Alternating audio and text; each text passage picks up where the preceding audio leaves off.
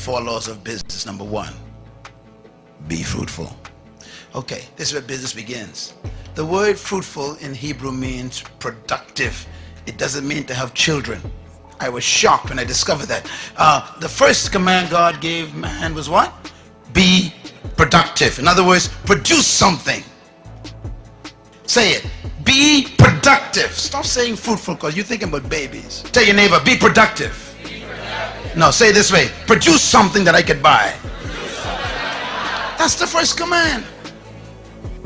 Now, here's something important to remember. The first command is to be what? Fruitful. The first command should have been be seedful, because fruit is a result of seed. You can't have fruit unless you have a seed that has a tree that bear fruit. God ignores the entire first step. Look at me, man, just get deep now. God said, look, I even ain't gonna talk about seed. Oh, you still ain't got it. Listen, when God demands something from you, it exists. So the demand for fruit is a presumption that there is seed somewhere. The number one reason why there's poverty is not because of a lack of investors, but a lack of productivity inside. Listen. Here's how you measure a nation's wealth. Listen carefully. A nation's wealth is measured by 3 letters, all nations. Gross national productivity. In other words, if the nation ain't producing, they call it poor in the UN. Money doesn't make you rich. Productivity does. That's why China is one of the biggest threats right now. Even though they may be poor, they are producing. What do most people in the North Tulsa do? Consume. You keep going to the bank to borrow money to buy stuff that isn't productive.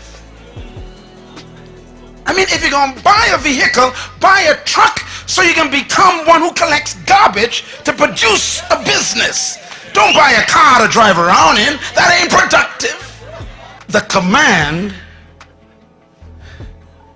presumes that seed exists in you right now. There's a seed. That's your business. And God says, show me the fruit of it.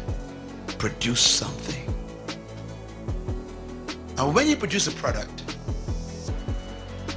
watch God's strategy now. Let's say, okay, Apple computer. Stephen Jobs quit school because he had an idea. Everybody say idea. That's your seed.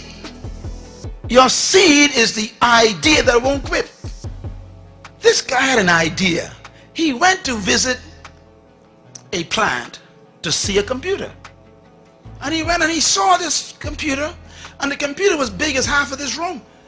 He looked at it, he says, why can't they reduce that to the size of a desk? And he walked out. And he kept seeing visions of that great massive computer the size of a room on a desk. I wonder what you see that won't leave you alone. Write this down. Every problem is a business. I'm going to say it again. Every problem is a business. One man see bare feet, that's a problem. The other one see a shoe company. That's a business. One man see a hog island, that's a problem. Another man sees a resort. That's a business. Produce your seed. Produce your fruit.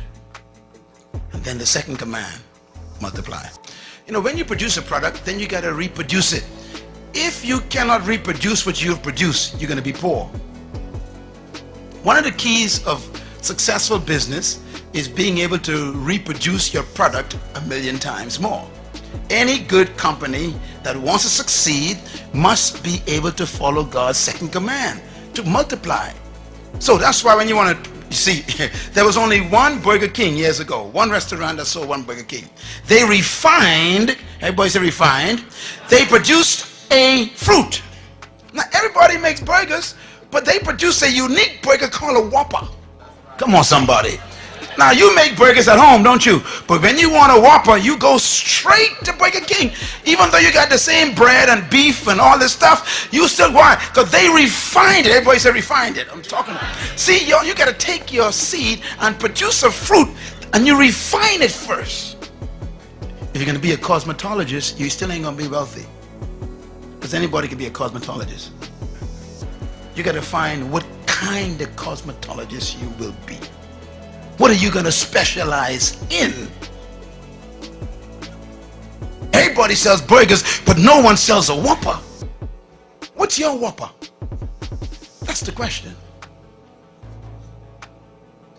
Now watch Burger King. Burger King then takes this Whopper sandwich that they refined, and they developed a system, everybody says system, to reproduce the same Whopper every time. So when I went to Mexico one day, we went to Burger King. The same Whopper came out in Mexico. We went down to Venezuela, Burger King, the same Whopper. We were in the Ukraine, in Russia, the same one. I said, how can the same Whopper be in every country? Because they reproduce. I poured. They only developed one prototype, one prototype. And they kept testing it and testing it. One prototype. And when they got that one prototype down to a science, that's the fruit, then they said, okay, now let's assembly line. And they start multiplying. What you cannot multiply, you can never succeed in. My message is my fruit. Leadership, kingdom, purpose. They're my fruit. Now I got to put them in a form where they can be multiplied. So now I got to shift into books and CDs and DVDs and they're in 25 different languages. I got to multiply. Same message. If you want a Big Mac, you can never get it from Burger King. Because Big Mac is McDonald's fruit. And they keep reproducing it. God's third command, replenish, is a big one. If you're going to be successful in business, you got to be able to distribute your product. You got to develop a distribution system. Okay, Walden, bless his heart, had one store. He said, okay, I got my fruit. I got a store where you can actually come in and get wholesale prices, man. The guy had one store. That's number one. Number two, he decided, I want to follow God's second command. I want to multiply. So he created a system to reproduce Walmart all over the world. Number three, he said, now I'm going to distribute my products to those stores. Walmart got his own distribution system. What about yours? And God's fourth command, business, subdue. Subdue means you control the market. To subdue means to control. If you do not control your market, you will die poor. Simple, isn't it? Bill Gates was so successful in following God's commands that Congress had to call him in. Remember? He was so dominating in the market. They said, you got to break up your company. We can't have you controlling the whole world like this. Why? He subdued the market. If you wanted anything to do with software and computers, got to come through Microsoft. Can I put it another way? Subdue means when anybody wants a product like yours, you're the first one they think about. Subdue.